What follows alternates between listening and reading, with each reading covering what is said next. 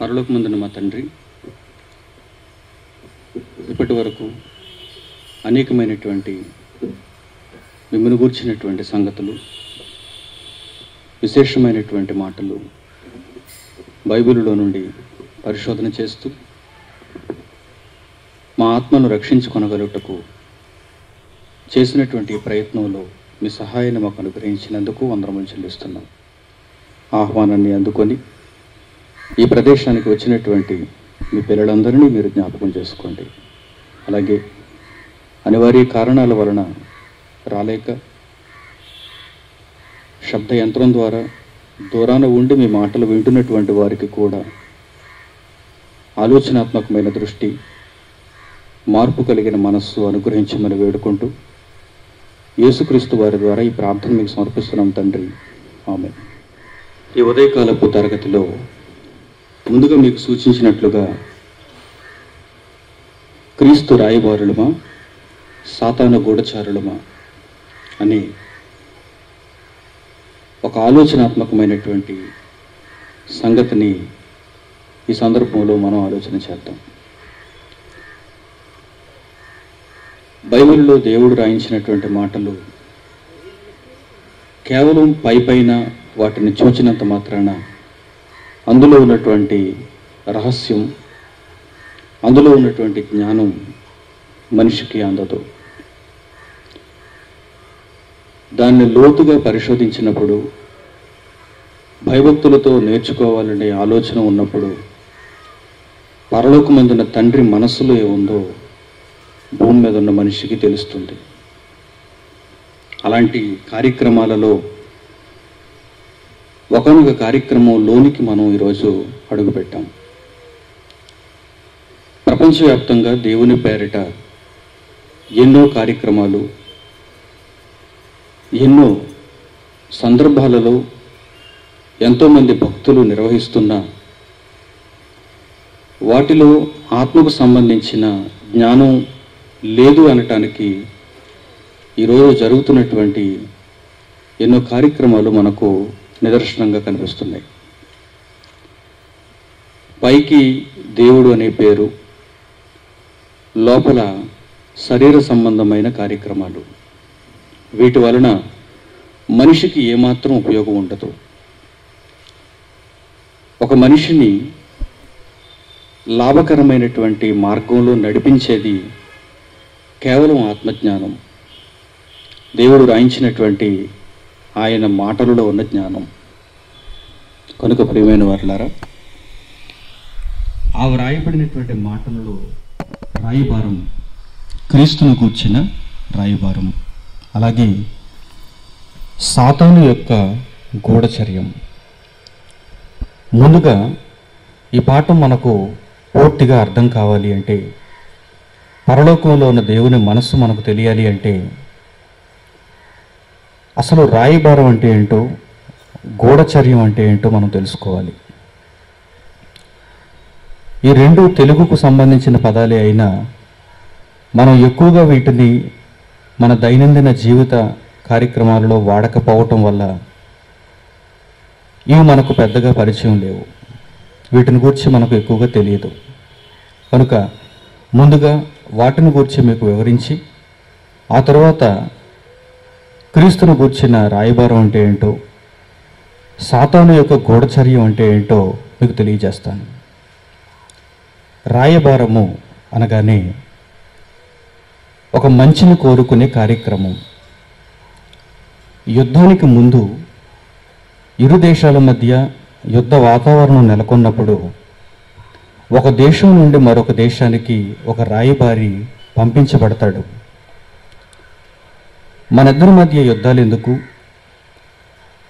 ఒక భూభాగాన్ని స్వతంత్రించుకోవటానికి, ఒక దేశాన్ని కొల్లగొట్టడానికి సైనికుల ప్రాణాలు ఎందుకు అర్పింపబడాలి? మనం సంధి చేసుకుందాం, సమాధాన పడదాం అని ఒక దేశం నుండి మరొక దేశానికి రాయబారం వెళ్తుంది. ఆ రాయబారాన్ని తీసుకుని వెళ్ళే వ్యక్తిని రాయబారి అంటారు. అంటే రాయబారం ఒక మంచిని కోరుకుంటుంది, ఒక సంధిని కోరుకుంటుంది, ఒక సమాధానాన్ని కోరుకుంటుంది. రక్తతర్పణ జరగకుండా, సైనికుల ప్రాణాలు అర్పింపబడకుండా, హింసకు తావు లేకుండా, ఇరు దేశాల మధ్య, ఇరు ప్రజల మధ్య శాంతి భావాన్ని నెలకొల్పేదే ఒక రాయబారం. ఇలా రాయబారాన్ని తీసుకుని వెళ్ళేటువంటి వారిని రాయబారులు అంటారు. ఆ రాయబారులు చాలా నమ్మకస్తులుగా, మంచివారుగా ఉండాలి అనేది లోకంలో ఉన్నటువంటి లోక జ్ఞానం యొక్క అభిప్రాయం. అందుకే ఈరోజు చాలా దేశాలకు రాయబారులు అనేటువంటి వారు ఉన్నారు. మన దేశం కూడా రాయబారులు కలిగిన దేశాలలో ఒక దేశం. భారతదేశం కూడా రాయబారులు కలిగిన దేశాలలో ఒక దేశం. మన భారతదేశానికి సంబంధించిన రాయబారులు ఎక్కడుంటారంటే విదేశాలలో ఉంటారు. ఒక యునైటెడ్ స్టేట్స్ ఆఫ్ అమెరికా, అందులో భారత రాయబారి ఒక ఆయన ఉంటాడు. ఒక కువైట్ దేశం, అందులో భారతదేశపు రాయబారి ఒక ఆయన ఉంటాడు. పాకిస్తాన్ దేశం, అందులో భారతదేశపు రాయబారి ఒక ఆయన ఉంటాడు. ఇలా ప్రపంచవ్యాప్తంగా గుర్తింపు కలిగినటువంటి దేశాలన్నిటిలో మన దేశానికి సంబంధించిన రాయబారులు అక్కడ నివాసం చేస్తారు. అక్కడ వారికి ఒక కార్యాలయం ఇవ్వబడుతుంది. వారికి కొంత జీతం మన ప్రభుత్వం తరపున ఇవ్వబడుతుంది. వారు మన దేశం తరపున రాయబారులుగా అక్కడ జీవిస్తారు. ఒకవేళ ఏదైనా సమస్య మన దేశానికి, వారు ఉంటున్నటువంటి దేశానికి మధ్య తలెత్తితే గనుక వారు ఆ సమస్యను శాంతియుతంగా పరిష్కరించడానికి ఆలోచిస్తారు. వారినే భారతదేశపు రాయబారులు అని అంటారు. ఇలా మన దేశానికి మాత్రమే కాదు, ప్రపంచ దేశాలలో ఉన్న ప్రతి దేశానికి కూడా రాయబారులు ఉండటం పరిపాటి. అది ఒక అలవాటు. ఎందుకంటే రాజుల కాలం దగ్గర నుంచి వచ్చినటువంటి ఈ మంచి లక్షణం, ఇలా చేయాలనేటువంటి ఆలోచన ప్రతి దేశం దానిని అందిపుచ్చుకుంది. కనుక ఆయా దేశాలకు సంబంధించిన రాయబారులు కూడా మన దేశంలో నివాసం చేస్తుంటారు. అమెరికాకు సంబంధించిన రాయబారి మన దేశంలో ఉంటాడు. రష్యాకు సంబంధించిన రాయబారి మన దేశంలో ఉంటాడు. ఆస్ట్రేలియా దేశానికి సంబంధించిన రాయబారి మన దేశంలో ఉంటాడు. వీరందరూ ప్రధాన నగరాలైనటువంటి ఢిల్లీ, ముంబై వంటి ప్రాంతాలలో వారి వారి కార్యాలయాలలో వారు నివసిస్తూ ఉంటారు. ఇదంతా ఎందుకు అంటే ప్రపంచ దేశాల మధ్య శాంతిని నెలకొల్పడానికి. ఒకవేళ ఏదైనా ఒక చిన్న గొడవ వలన యుద్ధ వాతావరణం నెలకొనకుండా, దేశాల మధ్య యుద్ధాలు జరగకుండా ఉండటానికి మొట్టమొదట రంగంలోనికి దిగేవారే రాయబారులు. ఇంగ్లీష్లో వీరిని అంబాసిడర్స్ అంటారు. వీరు ఉండే కార్యాలయం పేరు ఎంబసీ అంటారు. ఇండియన్ ఎంబసీ అమెరికాలో ఉంటుంది. ఇండియన్ ఎంబసీ సౌదీ అరేబియాలో ఉంటుంది. ఇండియన్ ఎంబసీ వియత్నాంలో ఉంటుంది. ఇండియన్ ఎంబసీ కెనడాలో ఉంటుంది. ఇలా అన్ని దేశాలలో ఉంటుంది. దీనిని బట్టి రాయబారం అంటే ఏంటో మీకు ఇప్పుడు ఒక అవగాహన వచ్చి ఉండాలి.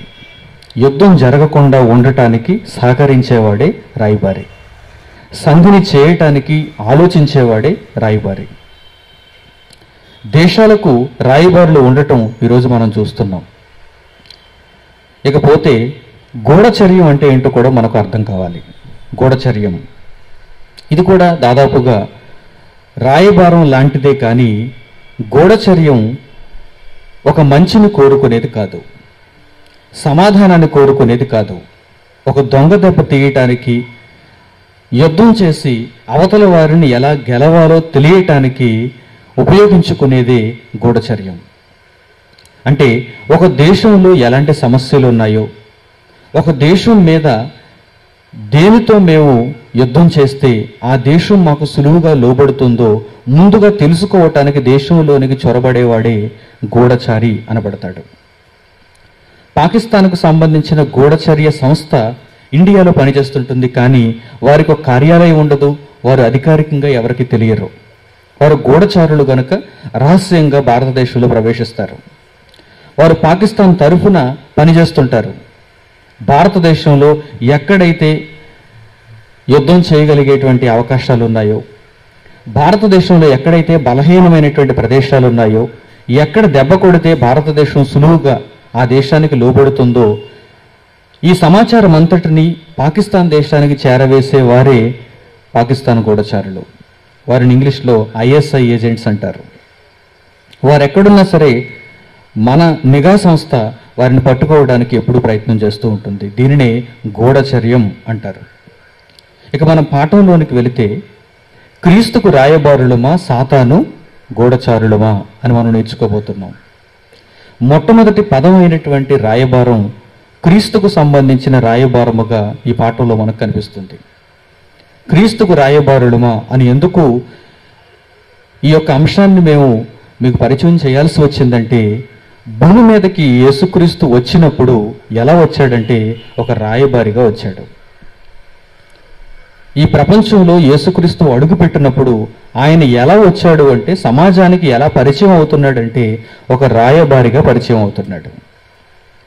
ఈ భూమి మీద ఉన్నటువంటి రాయబారులు అందరూ చిన్న చిన్నవారు. భారతదేశానికి ఒక రాయబారి, పాకిస్తాన్కు ఒక రాయబారి, చైనాకు ఒక రాయబారి, నేపాల్కు ఒక రాయబారి. వీరందరూ చాలా చిన్నవారు. వీరందరూ నిజానికి చెప్పాలి అంటే సమర్థవంతంగా పనిచేయలేరు.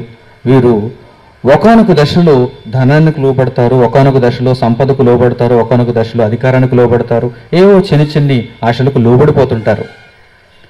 వారి యొక్క రాయబారానికి సరైనటువంటి న్యాయాన్ని మాత్రం వారు చేయలేకపోవచ్చేమో కానీ, యేసుక్రీస్తు భూమి మీదకి వచ్చిన తర్వాత ఆయన ఒక మంచి రాయబారాన్ని కలిగి ఉన్నాడు. మంచి రాయబారాన్ని కలిగి ఉన్నాడు. అసలు భూమి మీద ఎవరైనా ఇతడు ఒక గొప్ప రాయబారి, ఒక మంచి రాయబారి అని చెప్పాలి అంటే గనుక మొదటి స్థానాన్ని యేసుక్రీస్తు అనేటువంటి ఆ వ్యక్తికి ఇవ్వాలి. దేవుని కుమారుడుగా పరలోకంలో ఉంటూ భూమి మీద దేవుని యొక్క జ్ఞానాన్ని నేర్పించటానికి నరుని ఆకారంలో అడుగుపెట్టినటువంటి వాడే యేసుక్రీస్తు. ఈరోజు సమాజంలో ప్రతి డిసెంబర్ మాసంలో ఈ కాలం వచ్చేసరికి అందరూ క్రిస్మస్ వేడుకలలో ఉండటం మనం చూస్తున్నాం.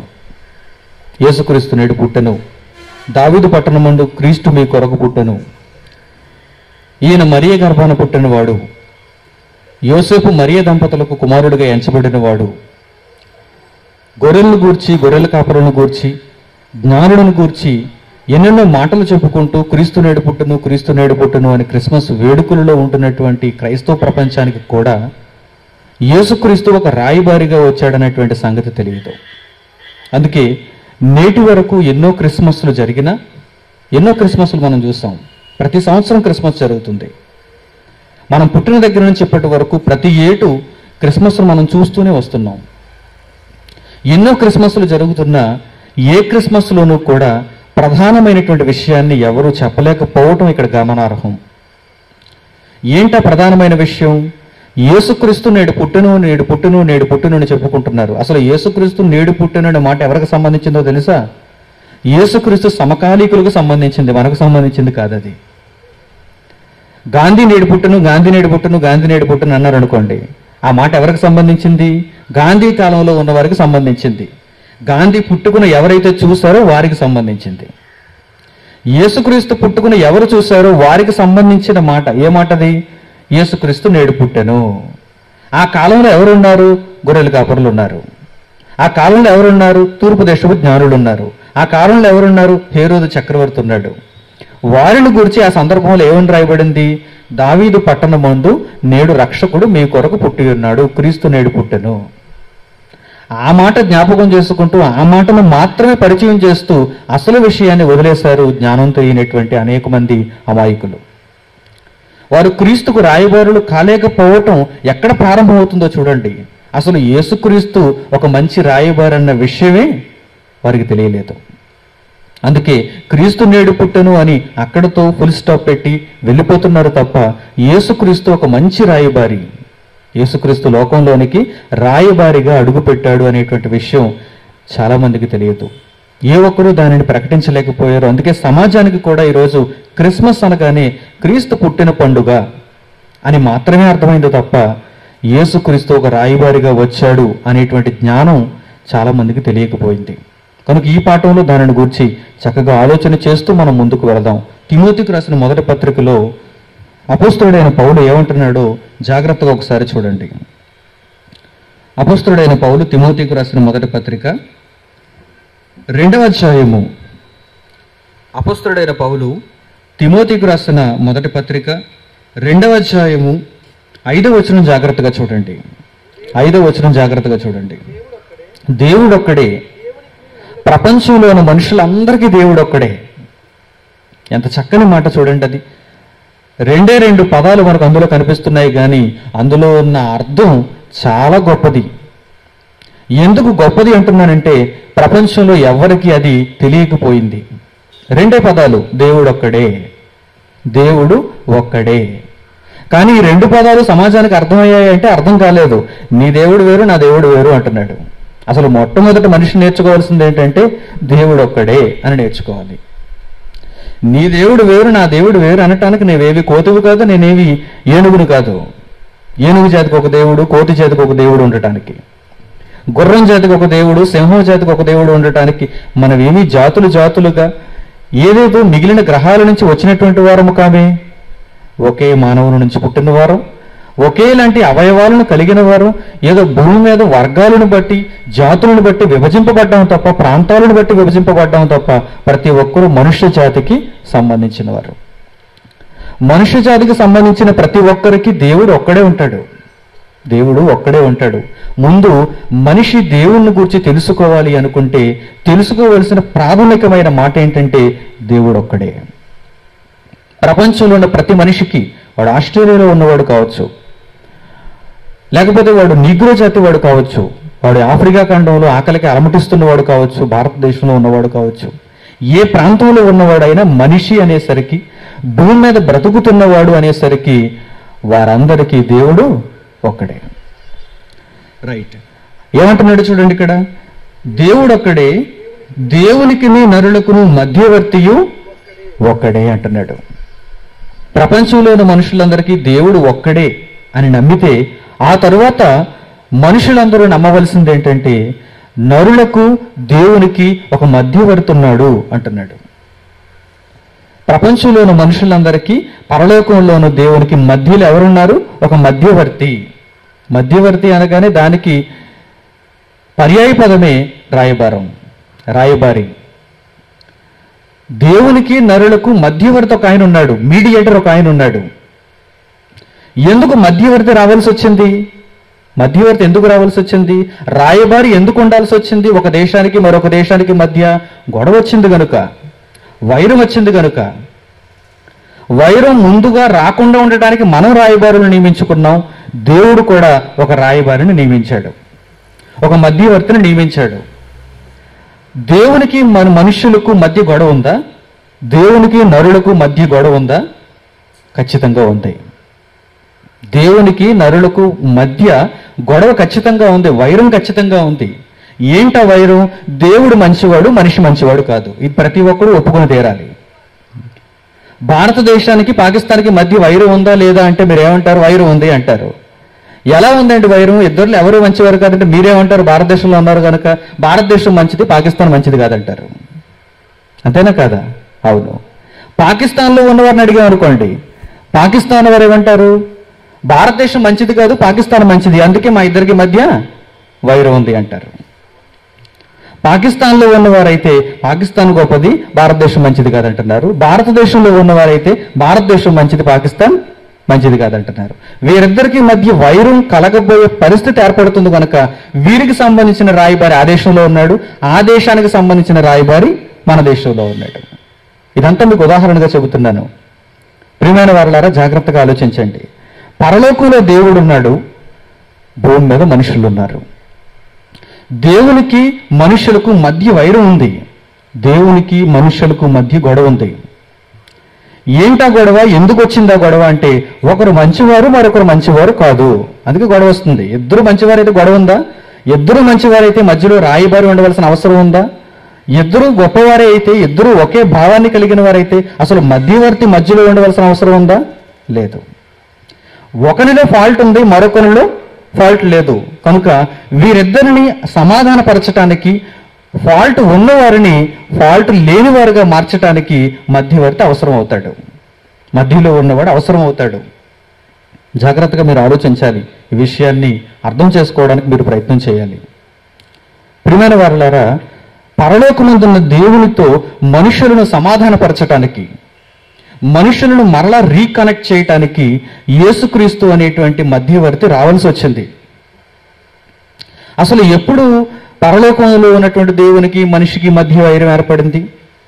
అసలు వీరిద్దరికీ మధ్యలో గొడవ ఎప్పుడు ఏర్పడింది? ఒకసారి మనం దీనిని గురించి చూద్దాం. ఆదికాండం 3వ అధ్యాయానికి ఒకసారి మనం వెళదాం. ప్రారంభ కాలం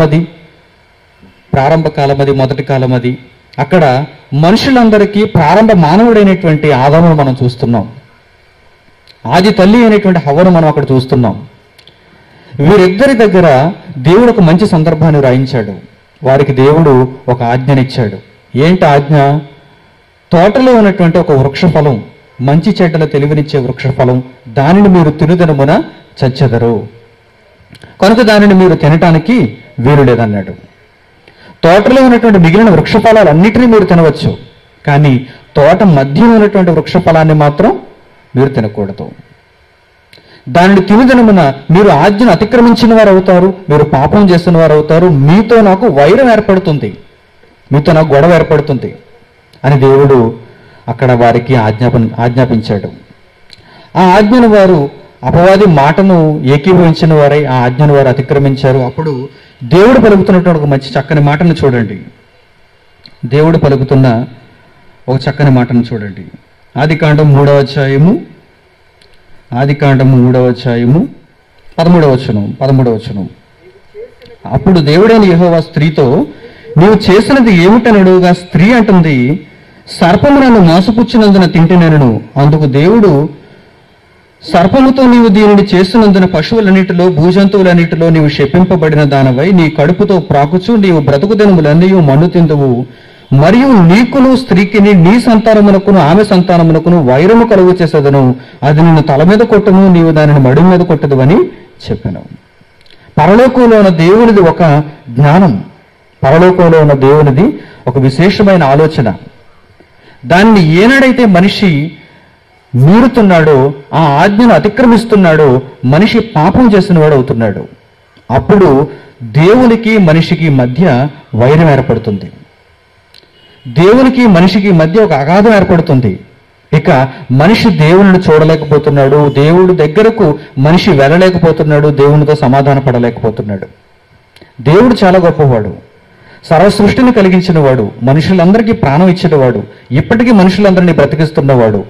ఆయన చెప్పిన ఆజ్ఞను మీరటం అంటే అది చాలా పెద్ద నేరం, అది పాపం. అలా చేసినందున మనిషి ఏమైపోతున్నాడు? దేవుని దగ్గరకు రాలేకపోతున్నాడు. రోమాపత్రిక 3వ అధ్యాయం 23వ వచనంలో పౌలు రోమీలతో ఏమంటాడో తెలుసా?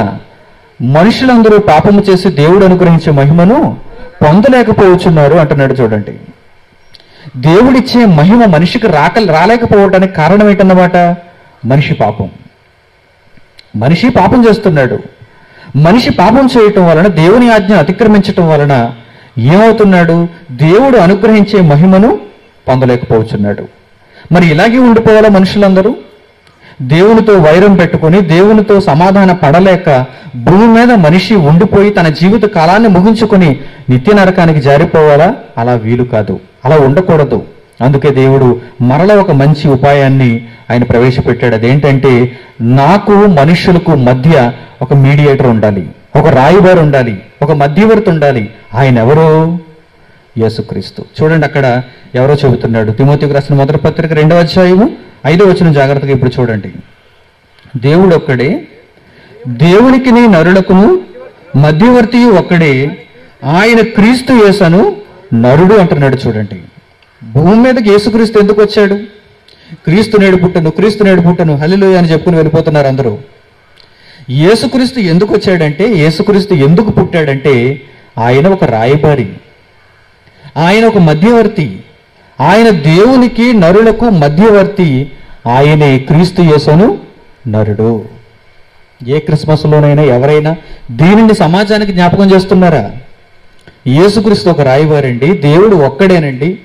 ఆ ఒక్కడైన దేవునికి సమాజం అంతా మరలా తిరిగి చేరాలి అంటే మధ్యవర్తిగా వచ్చిన వాడు యేసుక్రీస్తు అండి అని సమాజానికి ఎవడూ చెప్పటం లేదండి.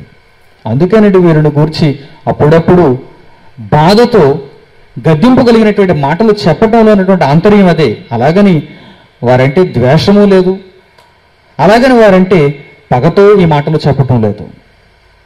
వారందరూ మన సహోదరులు. వాక్యం చెప్పేటువంటి బోధకులు కానివచ్చు, వాక్యం వినేటువంటి అనేక మంది విశ్వాసులు కానివచ్చు, అందరూ పరలోకానికి రావలసిన వారు, అందరూ బైబిల్ చేతపట్టి దేవుని కుమారులుగా ఆయన ఉన్న లోకంలో ఉండవలసిన వారు, నిత్యత్వాన్ని పొందవలసిన వారు. వీరందరూ దారి తొలగి బొత్తిగా చెడిపోయినటువంటి సమాజంలోనికి వెళ్ళిపోతున్నారు. బైబిల్ చేతపట్టిన వారే. నీవు జ్ఞాపకం చేసుకోవలసింది, నీవు తెలుసుకోవలసింది, ఆ తరువాత సమాజానికి నీ ద్వారా తెలియబడవలసింది ఏంటంటే దేవుని గూర్చిన మహాజ్ఞానపు సంగతి.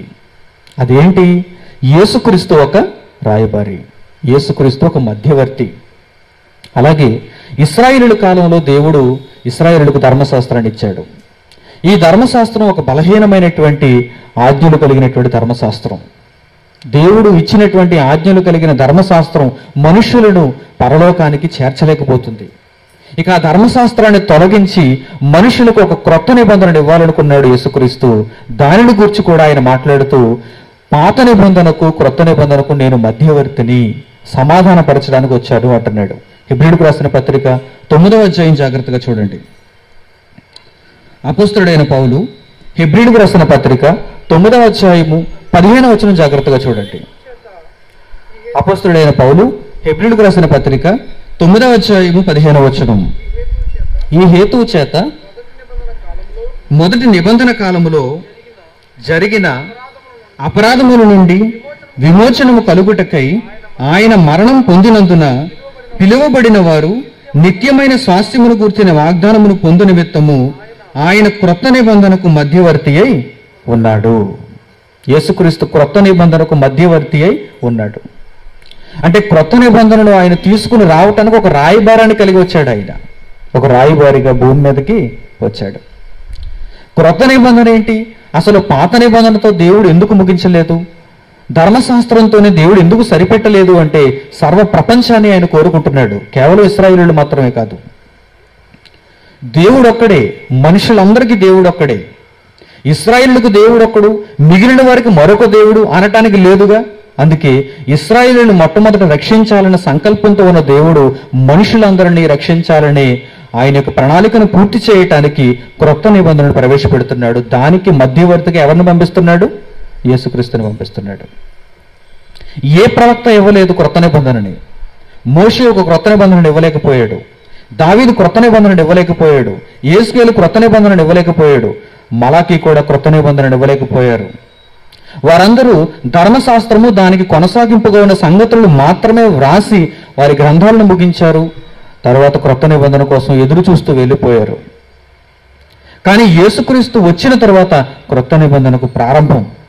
క్రొత్త నిబంధనకు ఒక రాయబారిగా యేసుక్రీస్తు వచ్చి ఒక మంచి రాయబారాన్ని ఇచ్చాడు. ఈ రాయబారం ఎలాంటిదంటే సర్వలోకంలో ఉన్న మనుషులందరినీ దేవునితో సమాధానపరిచేటువంటి రాయబారం. ఆనాడు మోషే ఇచ్చిన ధర్మశాస్త్రం కేవలం ఇశ్రాయేలీయులకు మాత్రమే. ఇశ్రాయేలీయులను మాత్రమే దేవునితో సమాధానపరచగలదు. మిగిలినటువంటి అన్యజనులకు ఆ సమాధానం లేదు. వారందరూ ఇంకా ఎదురు చూస్తున్నారు. ఒక మంచి రాయబారం మా కొరకు దేవుడు పంపిస్తాడు అని వారు అందరూ ఎదురు చూస్తున్నారు. అలాంటి కాలం వచ్చింది. అయితే కాలం పరిపూర్ణమైనప్పుడు ఆయన తన కుమారుని స్త్రీ యందు పంపెను. ఎందుకు పంపించాడు? మరియ గర్భాన యేసుక్రీస్తు భూమి మీదకి ఎందుకు వచ్చాడు? ఒక మంచి రాయబారాన్ని తీసుకుని రావడానికి. ఏంటా రాయబారం? ఇది ఒక క్రొత్త నిబంధనలో కనిపిస్తున్నటువంటి దేవుని పరిపూర్ణమైన జ్ఞానమంతా దేవుని యొక్క రాయబారం. ఇది క్రీస్తుకు సంబంధించిన రాయబారం. చాలా గొప్పగా ఆయన ప్రవేశపెట్టాడు. అందులో ఉన్నటువంటి సంగతులు సర్వలోకానికి సంబంధించినవి. అది ఒక జాతిని రక్షించటానికి ఉద్దేశింపబడినవి కావు. ఒక ప్రాంతాన్ని మాత్రమే దేవుని జ్ఞానంలో నడిపించటానికి వ్రాయబడినవి కావవి. సర్వ ప్రపంచాన్ని, భూమి మీద మనిషి అన్నవాడు ఎవడైతే ఉన్నాడో వారందరికీ కావలసినటువంటి అవసరమైనటువంటి సంగతులను దేవుడు వ్రాయించి యేసుక్రీస్తు చేతికిచ్చి పంపించాడు భూమి మీదకి. నీవు తీసుకుని వెళ్ళవలసింది ఏంటో తెలుసా? రాయబారము. నీవు క్రొత్త నిబంధనకు ఒక మధ్యవర్తిగా ఉండాలి. ఈ మంచి రాయబారాన్ని కనుక నీవు తీసుకుని వెళితే సమాజంలో ఉన్నటువంటి మనుషులు బ్రతికింపబడతారు. ప్రియమైన వారలారా, అందుకే యేసుక్రీస్తుని గురించి రాయబడిన మాట ఏంటంటే ఆయన దేవునికి మనుషులకు మధ్య ఒక రాయబారిగా వచ్చాడు. రాయబారి ఎంత చక్కని రాయబారాన్ని తీసుకుని వచ్చాడో చూడండి. అదే క్రొత్త నిబంధన అనేటువంటి రాయబారం. ఈ భూమి మీద చాలామంది మనకు మరలా రాయబారులు కనిపిస్తూ ఉంటారు. దేశాలకు సంబంధించిన రాయబారుల గురించి మీకు చెప్పాను. అలాగే దేశంలో కూడా చాలామంది, రాష్ట్రాలలో కూడా చాలామంది రాయబారులు ఉంటూ ఉంటారు. ఒక వ్యక్తి దేనినైనా ఒక వస్తువును తయారు చేశాడు అనుకోండి, ఆ వస్తువు సమాజంలోనికి వెళ్ళాలి అనుకోండి, అతని వస్తువు ఎక్కువగా అమ్ముడుపోవాలనుకోండి, అప్పుడు అతడు ఏం చేస్తాడంటే ఒక మంచి వ్యక్తిని ఎన్నుకొని ఆ వస్తువును ఆ వ్యక్తి చేతికిచ్చి, నీవు దీని తరఫున రాయబారాన్ని చేయవయ్యా అంటాడు. నా వస్తువుకు నీవే రాయబారులు కావాలయ్యా అంటాడు. ఈరోజు మనం టీవీ ఆన్ చేయగానే ఆ రాయబారులే కనిపిస్తున్నారు అందరూ. ఎవరా రాయబారులు? మహేష్ బాబు ఒక రాయబారి. దేనికి మహేష్ బాబు రాయబారి? సంతూర్ సబ్బుకి మహేష్ బాబు రాయబారి. సంతూర్ సబ్బు వస్తుంది, ఆ సబ్బును గురించి మనకు చెప్పటానికి మధ్యలో ఒక హీరోను ప్రవేశపెడతాడు. ఆ హీరో వచ్చి ఏమంటాడు, ఈ సబ్బును కనుక మీరు వాడితే ఇదిగో ముసలి బామ్మలందరూ ఈ అమ్మాయిలాగే తయారైపోతారంటాడు. ఆ తర్వాత మరొకడు వస్తాడు, అతనే రవితేజ. ఇతనేమంటాడు, మీరు చెప్పులు కొనుక్కోవాలంటే కనుక అక్కడ ఇక్కడ ఏ చెప్పును పడితే ఆ చెప్పును కొనుక్కోకండి, మీరు వాక్మేట్ చెప్పులను కొనుక్కోండి అంటాడు. ఇంతకీ ఎవరు రవితేజ? వాక్మేట్ చెప్పులు తయారు చేసేటువంటి సంస్థ అధినేత కాదు. వాక్మేట్ చెప్పులేమి రవితేజ తయారు చేయటం లేదు. అలాగని రవితేజ వాక్మేట్ చెప్పులు వేసుకోవటం లేదు. కానీ టీవీలో బుల్లితెర మీదకి వచ్చి మనతో ఏం చెబుతున్నాడు, మీరందరూ నా అభిమానులు కనుక నా మాట వినండి, నేను వాక్మేట్ చెప్పులు తరపున ఒక రాయబారిగా వచ్చానంటున్నాడు. మనం వీరందరిని చూడగానే ఏమనుకుంటాం, ఓహో గొప్ప గొప్ప వారందరూ ఈ యొక్క ఉత్పత్తులను గురించి మనకు పరిచయం చేస్తున్నారంటే మనం కూడా వాటినే వాడాలి. ఈరోజు సమాజంలో ఎంతమంది లేరు చెప్పండి ఇలా వస్తువులను వాడేవారు? చాలామంది అప్పుడప్పుడు దుకాణాలకు వెళ్ళి అడగటం మనం చూస్తుంటాం. ఫలానా చీర ఇవ్వండి, ఆ సినిమాలో ఫలానా అవి కట్టుకుందో చూడండి, అలాంటి చీర ఉంటే చూపించండి. ఈ మధ్య సినిమా పేర్లు కూడా చీరలకు పెడుతున్నారండి. పెళ్లి పందిరి చీర అంటుంటారు ఒక్కొక్కసారి, పెళ్లి సందడి చీర అంటుంటారు ఒక్కొక్కసారి, అత్తారింటికి దారి చీర అంటుంటారు ఒక్కొక్కసారి. చూసారా, బయట మనకు సమాజంలో వినిపిస్తున్నటువంటి మాటలు ఇవన్నీ. ఏంటిదంతా? ఒక రాయబారం అండి, ఒక రాయబారం. వారి దగ్గర ఉన్నటువంటి వస్తువును అమ్ముకోవటానికి ఎన్ని విధాలుగా మనిషి ప్రయత్నిస్తున్నాడో, ఎంతమంది రాయబారులు పంపిస్తున్నాడో చూడండి. ఒక మందు బాటిల్ కూడా ఒక రాయబారు ఉంటాడు. మందు దుకాణం దగ్గరికి వెళ్ళారనుకోండి, బయట ఒక హాలీవుడ్ బాలీవుడ్ హీరోలు మీకు కనిపిస్తుంటారు, అందంగా ఉంటారు. వారి చేతుల్లో ఏముంటుంది? ఒక మద్యం సీసా. ఏమీ తెలియనటువంటి అమాయకుడు ఏమనుకుంటాడు, నేను కూడా మద్యం సీసా తాగితే వాడికిలాగే తయారైపోతానేమో అనుకుంటాడు. లేక ఒక పాన్ షాప్కి వెళ్ళారనుకోండి, థమ్స్అప్ బాటిల్ పట్టుకుని ఎవరుంటారు? అక్కడ ఒక రాయబారు ఉంటాడు. మీరేమనుకుంటారు, నేను కూడా థమ్స్అప్ తాగితే ఈ హీరోలాగే తయారైపోతానేమో అని మీరు అనుకుంటారు. వెంటనే 10 రూపాయలు ఇచ్చి థమ్స్అప్ తీసుకుంటారు. థమ్స్అప్ తీసుకున్నటువంటి ఆ రాయబారి మీకు ఏం చూపించాడు టీవీలో? వాడు ఎప్పుడు నేల మీద నిలవబడ్డు, వాడు ఎప్పుడు భూమి మీద నడవడు, ఆకాశంలో ఎప్పుడు ఫీట్లు చేస్తూ కనిపిస్తుంటాడు. దేని కొరకు? థమ్స్అప్ సీసా పట్టుకోవడానికి. వాడికి ఫ్లైట్లో వెళ్తుంటాడు, హెలికాప్టర్లో వెళ్తుంటాడు, చాపర్లో వెళ్తుంటాడు, ప్రయాణం చేస్తుంటాడు, మధ్యలో దాహం వేస్తుంది. ఈలోపు క్రింద ఎక్కడో వాడికి థమ్స్అప్ సీసాలతో వెళుతున్నటువంటి ట్రక్ కనిపిస్తుంది. అప్పుడు అందులోంచి ఒక తాడు వేసుకుని కిందకి దిగి ఆ థమ్స్అప్ బాటిల్ పట్టుకుని అందులో ఉన్నదంతా తాగేసి ఆ తర్వాత పైకి వెళ్ళిపోతాడు.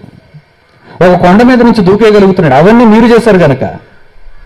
థమ్స్అప్ బాటిల్ పట్టుకున్నాం, మేము కూడా మా రాయిబారిలాగే ఒక మహేష్ బాబులాగే మేము కూడా చేయాలనుకున్నారు అనుకోండి, అసలు మీరు కనిపించరు ఇంకెక్కడ, దుమ్ములు ఇరిగిపోతాయి.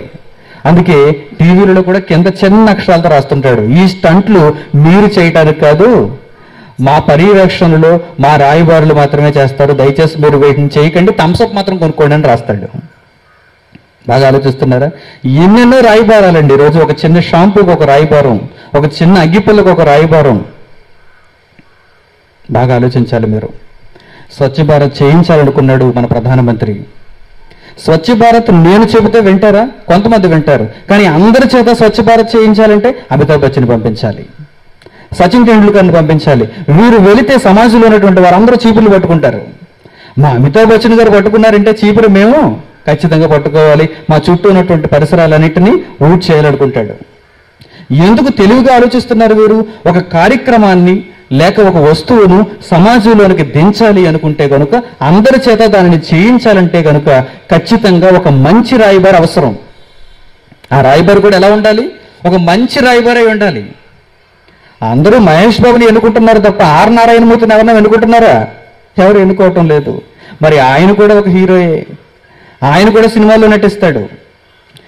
ఎందుకు మహేష్ బాబుని ఎన్నుకుంటున్నారు, ఎందుకు రామ్ చరణ్ ఎన్నుకుంటున్నారు, ఎందుకు చిరంజీవిని ఎన్నుకుంటున్నారు? వారు ప్రజలలో ఎక్కువ పలుకుబడి కలిగిన వారు, ఎక్కువ మంది వారిని ఆరాధిస్తూ ఉంటారు, ఎక్కువ మంది వారికి ఫ్యాన్స్గా మారిపోతూ ఉంటారు. కనుక వీరిని కనుక మేము ఎన్నుకుంటే మాకు మంచి జరుగుతుంది, మా వస్తువు త్వరగా అమ్ముడైపోతుంది.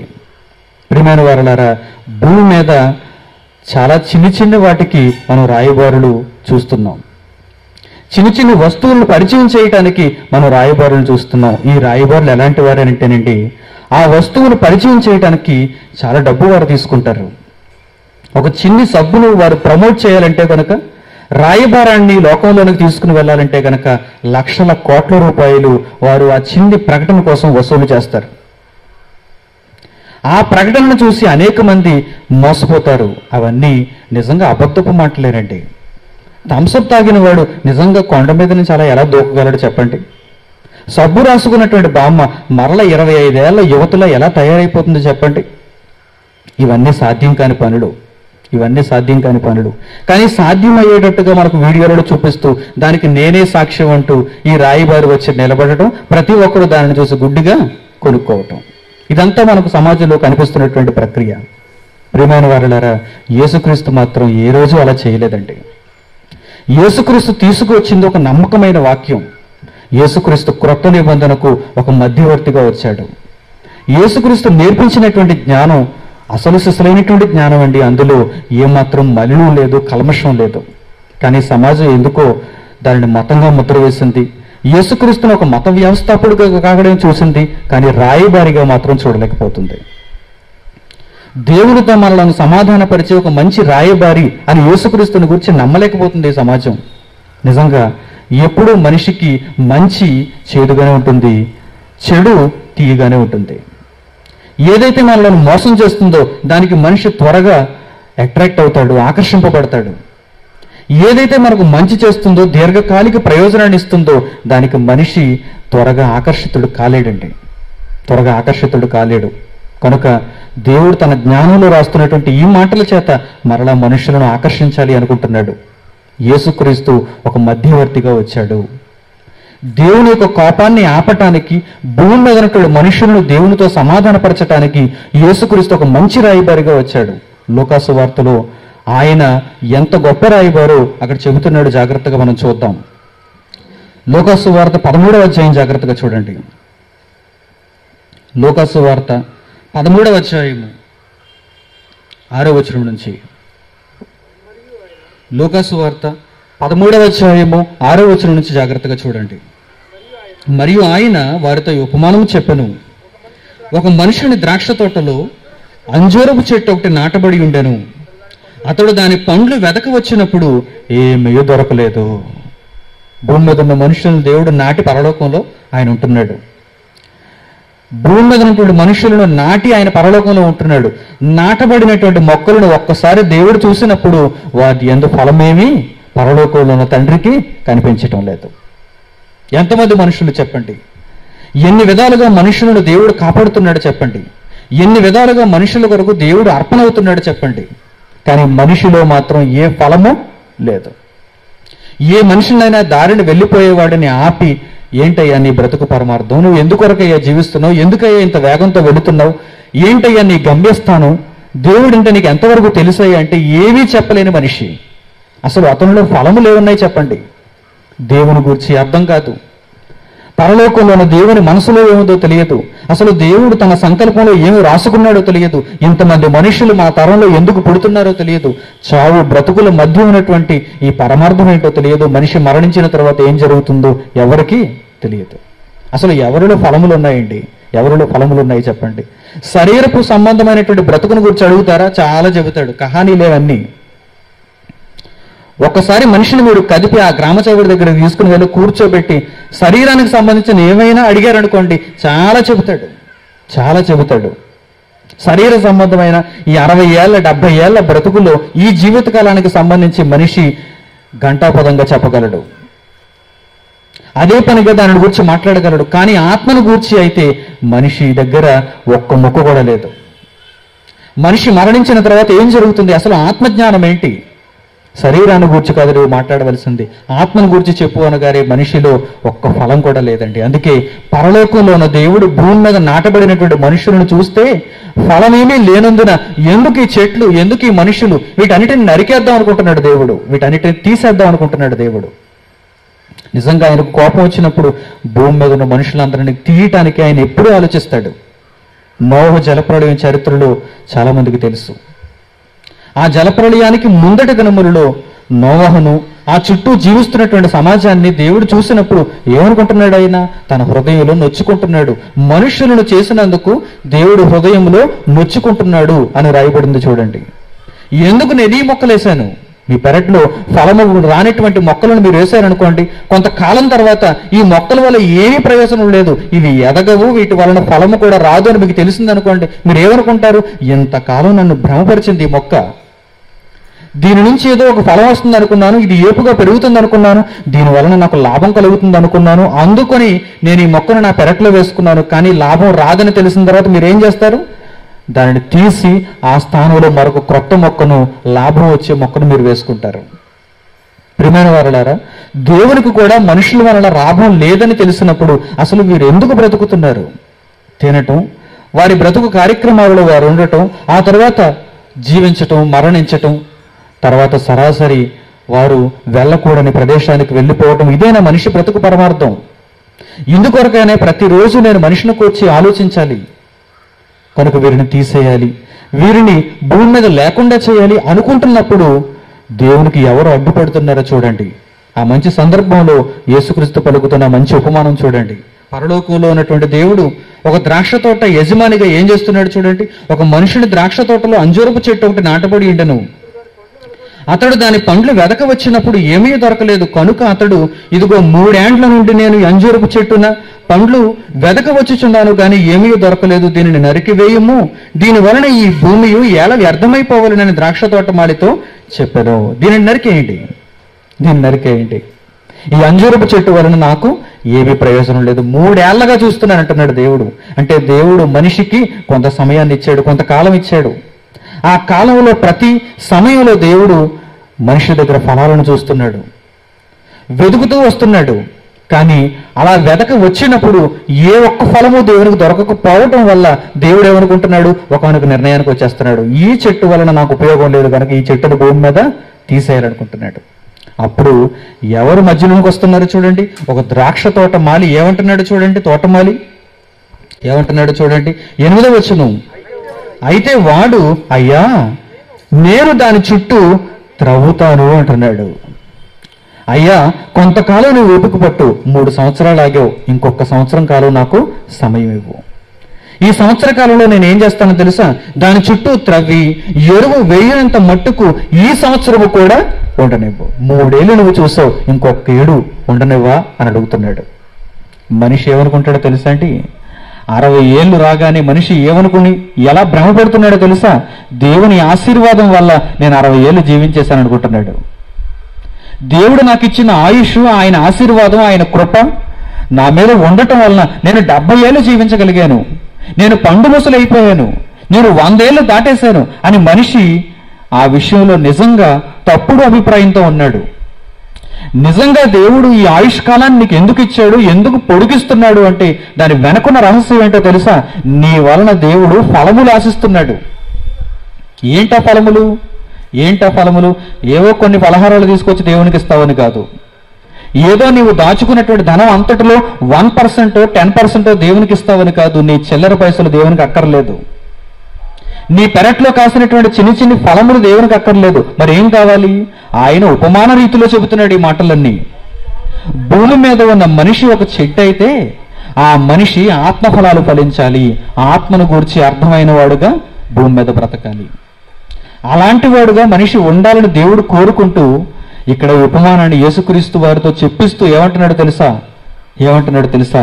ఈ చెట్టు వలన ఉపయోగం లేదు గనక, ఫలములు లేవు గనక నేను 3 సంవత్సరములు మట్టుకు ఇప్పటి వరకు నేను దీని నిమిత్తం ఎదురు చూశాను గనక ఇక మీదట నేను ఎదురు చూడను అంటున్నాడు. అప్పుడు ద్రాక్ష తోటమాలి ఏమంటున్నాడు?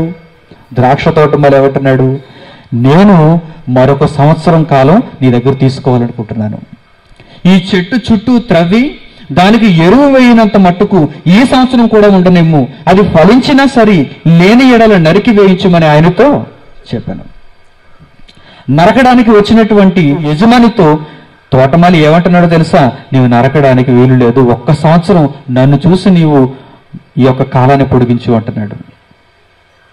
నీ కోపాన్ని ఒక సంవత్సరం కాలం పాటు నీవు దానిని తగ్గించుకోవాలి అని అడుగుతున్నాడు. ఎందుకంటే నేను దాని చుట్టూ త్రవ్వి దానికి ఎరువు వేస్తాను, నా ప్రయత్నాన్ని నేను చేస్తాను. ఏంటా ప్రయత్నం? అది క్రీస్తు రాయబారం. ప్రపంచ మానవులందరినీ లైవ్ చేయటానికి దేవుడు ఆలోచిస్తున్న వేళలో పరలోకంలో ఉన్న దేవుని కుమారుడు నేను భూమి మీదకు వెళతాను తండ్రి అన్నాడు. నేను భూమి మీదకు వెళతాను తండ్రి అన్నాడు. అప్పటికే దేవుడు ధర్మశాస్త్రాన్ని ఇచ్చేశాడు. అప్పటికే దేవుడు ఇశ్రాయేలు ద్వారా ప్రపంచం అంతటికి దేవుడి జ్ఞానాన్ని నేర్పించాలనుకున్నాడు. కానీ అది ఫెయిల్ అయిపోయింది, దానివల్ల ప్రయోజనం లేకుండా పోయింది. అప్పుడు దేవుడు ఏమనుకుంటున్నాడు? ఎలాంటి పరిస్థితుల్లోనికి దేవుడు రావాలి? భూమి మీద ఉన్న మనుషులందరినీ తీసేయాలి, దీనిని ముగించేయాలి, వచ్చిన ఆకాస్త నీతిమంతులను పరలోకంలో చేర్చుకోవాలి అనుకుంటున్నాడు దేవుడు. కానీ పరలోకంలో ఉన్న దేవుని సంకల్పంలో రాయబడినట్టుగా ఆయన కుమారుడు భూమి మీదకి రాని వచ్చేశాడు. ఎలా వచ్చాడు అంటే, భూమి మీద ఉన్న మనుషులకు నీ రాయబారాన్ని నేను తీసుకుని వెళతాను అన్నట్టుగా భూమి మీదకి వచ్చాడు. దేవుని సంగతులన్నిటినీ చేతపట్టి ఈ భూమి మీద అడుగుపెట్టాడు యేసుక్రీస్తు. అదే క్రీస్తు రాయబారం. భూమి మీదకి వచ్చి రక్షణను ప్రకటించి ఎలా బ్రతకాలో నేర్పించి తాను బ్రతికి ఆ తర్వాత ప్రాణం పెట్టి తిరిగి వెళ్ళిపోయిన వాడే యేసుక్రీస్తు. దేవుడు మంచి రాయబారాన్ని తీసుకుని వచ్చాడండి. అందుకే మనుషులందరినీ రక్షించటానికి ఒక మంచి ప్రణాళికను ఆయన మన చేతుల్లో ఇవ్వగలిగాడు. ఆయన వ్రాయించినటువంటి జీవ గ్రంథాన్ని మన చేతుల్లో పెట్టగలిగాడంటే ఆయన తీసుకొచ్చిన రాయబారం అలాంటిది ఇలాంటిది కాదండి, అది చాలా గొప్పది, చాలా మంచి రాయబారం. దాని వలన చెట్లు ఏమవుతున్నాయి? బ్రతకగలుగుతున్నాయి. దాని వలన చెట్లు బ్రతికే అవకాశం వస్తుంది. మనుషులు ఆత్మఫలాలు ఇవ్వగలిగే అవకాశం కల్పించబడుతుంది. యేసుక్రీస్తు రాయబారం వలన మనుషులు ఎలాంటి వారుగా మారగలిగే అవకాశం ఉందంటే ఆత్మఫలాలు ఇచ్చే మనుషులుగా మారగలిగే అవకాశం తప్పకుండా ఉంది. అందుకే యేసుక్రీస్తు ఆశపడి ఏమంటున్నాడు? ఈ మనుషులకు కొద్ది కాలం నీవు పొడిగించాలి, కొంతకాలం ఆయుష్ను నీవు ఇవ్వాలి, దాని చుట్టూ నేను త్రవ్వి ఎరువు వేస్తాను. ఒక్క సంవత్సరం కాలం పాటు నువ్వు మరల దానికోసం ఎదురు చూడు. ఈ లోపు అది ఫలము ఫలించిందా సరే, లేదంటే నీ చిత్తమే సిద్ధింపజేయి.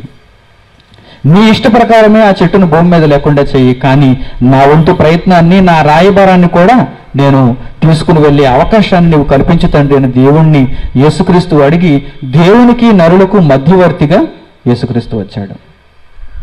యేసుక్రీస్తు వచ్చాడు, రాయబారాన్ని భూమి మీదకు తీసుకుని వచ్చాడు, అనేక మందికి దానిని ప్రకటించాడు, తిరిగి వెళ్ళాడు. ఆ తర్వాత క్రీస్తు రాయబారాన్ని ఎందరో మరలా మనుషుల దగ్గర తీసుకుని వెళ్తున్నారండి. అదే క్రీస్తు రాయబారాన్ని, అదే క్రీస్తు రాయబారాన్ని. ఒకసారి చక్కని మాట చూద్దాం.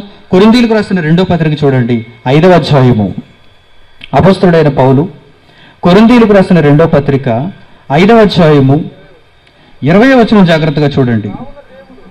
అపొస్తలుడైన పౌలు కొరింథీయులకు రాసిన 2వ పత్రిక 5వ అధ్యాయము 20వ వచనం. కావున దేవుడు మా ద్వారా వేడుకొనినట్టు మేము క్రీస్తుకు రాయబారులమై దేవునితో సమాధానపడుడని క్రీస్తు పక్షముగా మిమ్మను బతిమాలు కొనుచున్నాము అంటున్నాడు. చూడండి, అపొస్తలుడైన పౌలు ప్రారంభ శతాబ్దంలో దేవుని వాక్యాన్ని ఎలా ప్రకటిస్తున్నాడో చూడండి, ఎలా నేర్పిస్తున్నాడో చూడండి. దేవుని జ్ఞానాన్ని, యేసుక్రీస్తును గూర్చి, యేసుక్రీస్తు వాక్యాన్ని గూర్చి అపొస్తలుడైన పౌలు ఏమంటున్నాడో తెలుసా?